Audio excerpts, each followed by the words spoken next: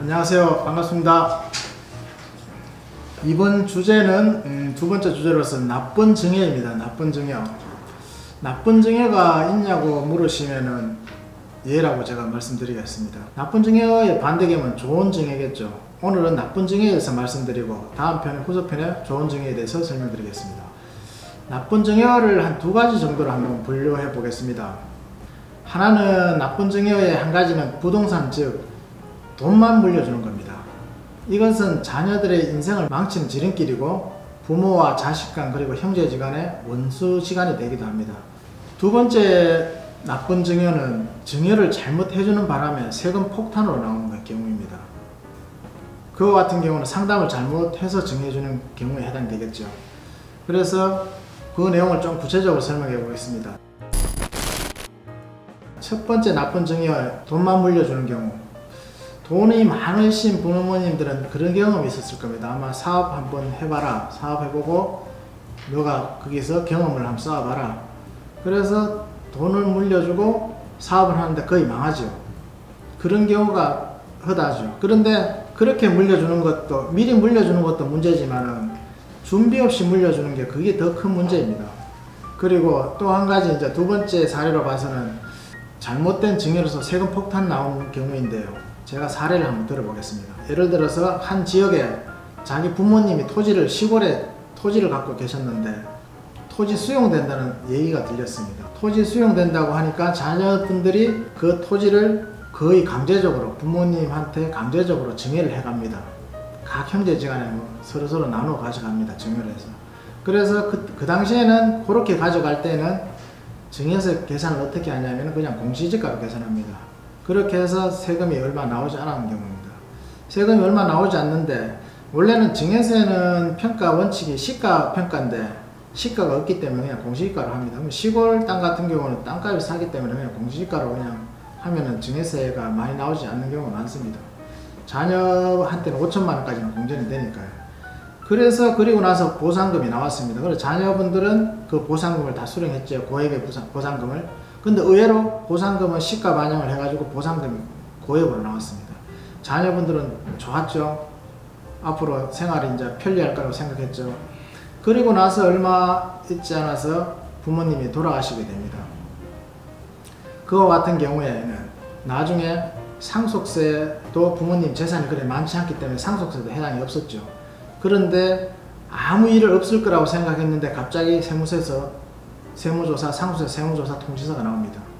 문제가 뭐냐면 사전에 증여해준 부분, 사전에 증여해준 게 공시지가로 계산을 했는데 공시지가로 계산하면 안 되고 그게 시가로 평가하기 때문에 보상금으로 증여세액을 재산정하게 되어 있습니다. 그리고 나서 그게 또 상속세 계산할 때 조금 계산 방식은 복잡한데 사전 증여재산이라 해가지고 사전 증여재산이라고 상속세에도 해당이 됩니다. 그 부분이. 그래서 그 부분에 대해서 증여세 맞고 상속세 맞고 하니까 실제로 증여세하고 상속세가 실제 보상금 받은 금액 이상으로 나왔습니다. 그게 쉽게 이해가 안 되실 겁니다. 그러나 그게 현실적으로 그게 가능한 얘기입니다. 대부분의 부모님들은 아마 이런 식으로 자녀분들이 어디 수용이 된다면은 자녀분들이 부모님의 재산을 가져가는 경우가 많습니다. 그럴 때에도 갑자기 돈이 생기니까 그 돈에만 보지 마시고 상속이나 증여세, 나머지 세금 문제에 대해서도 이전하시기 전에 잘 검토하시기 바랍니다. 그리고 또 한 가지 더 또 예를 들면 어느 지방에 이제 수용되는 토지가 있었어요. 그 수용되는 토지에 고액의 보상금이 나갑니다. 그럼 부모님들은 고액의 보상금을 받으면 그걸 어떻게 하겠습니까? 자녀분들이 달라고도 하고 부모님 입장에서는 또 주려고도 합니다. 그러면은 그 대부분은 상담을 하지 않고 그냥 통장으로 고액의 현금을 쏴줍니다. 펑펑 쏴줍니다. 그 쏴준 금액을 보면은 자기들만 알 거라고 생각합니다. 절대로 뭐 세무서나 국세청에서 모를 거라고 생각하죠. 몰래 줬는데 어떻게 알 거냐고 생각합니다. 세무서에서도 그 보상금 나왔을 때는 조사하지 않습니다. 그때는 조사하지 않고 언제 조사하냐면은 몇 년 지나고 나서 그 보상금이 어디로 갔는지, 고액의 보상금이 어디로 흘러갔는지 계좌 추적을 다 합니다. 그 계좌 추적에 의해서 자녀분들한테 간 금액이 확인이 됩니다. 그런 경우에는 증여세뿐만 아니라 가산세까지 부과가 되면은 본세보다 가산세가 더 많이 나오는 경우 많습니다. 그렇게 나오게 되면 억울한 이유가 뭐냐면은 그 전에 증여받아서 돈을 다 썼겠죠. 돈을 다 쓴 경우인데 나중에 세금까지 나오니까 난처한 경우가, 큰 낭패를 보는 경우가 있습니다. 세무서에서는 왜 이렇게 늦게 조사하냐면 바로 조사하면은 이체하는 경우도 없고 세금 추징할 게 없기 때문에 사람들은 아, 세무조사하구나 이래서 미리 안 합니다. 나중에 몰래 이체를 합니다. 그러면 문제가 없다고 생각합니다. 근데 나중에 알고 보면은 크게 가산세까지 해서 크게 부과가 됩니다. 그래서 대부분 사람들은, 요즘에 좀 아시는 분들은 현금으로 찾아서 자녀분들한테 주는 경우도 있습니다. 대부분 어떤 사람들은 뭐 괜찮다고 말씀하시는 분도 있습니다. 뭐 현금으로 찾아서 몰래 주니까 괜찮겠지 하면서 그렇게도 합니다. 그런데 그 부분도 조금 구체적으로 들어가면은 조금 해석하기가 난해한 부분도 있기 때문에 그런 거는 전문가한테 상담 받아가면서 하시면 좋을 것 같습니다.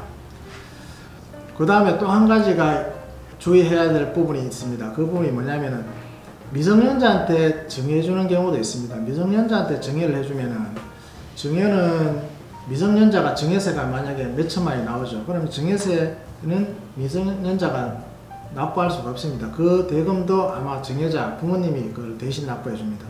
그 부분도 증여세에 해당되는데 대부분은 그걸 놓칩니다. 그래서 미성년자한테 증여해줄 때 증여세가 나온 경우 그것도 증여세에 해당되니까 증여세 합산을 꼭 하셔야 된다는, 이 부분은 전문가인 세무사도 가끔 놓치는 부분입니다.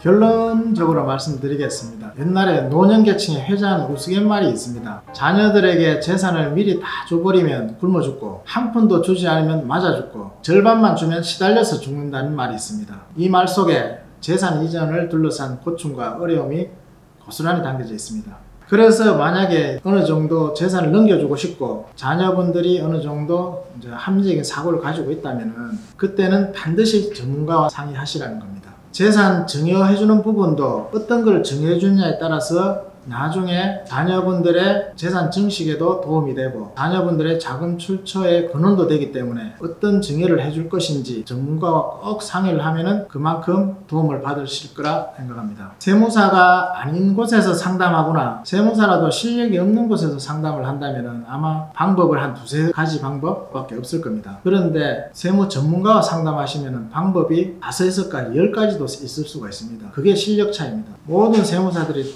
동일하다고 보시면 안 됩니다. 분명히 차이가 있습니다. 그래서 주변에 꼭 그런 전문 세무사를 만나셔서 재산 증식에도 도움되고 자녀에게도 재산을 잘 이전하시기 바랍니다. 꼭 저가 아니더라도 주변에 세무 전문가가 분명히 계십니다. 그분의 도움을 받으시기 바랍니다. 끝으로 생활세금의 절세를 도와드리는 국세경력 세무사, 절세 방법도 알 수 있다 카더라, 생활세금 이렇다 카더라, 전 국민이 다 본다 카더라의 민쌤이었습니다. 감사합니다.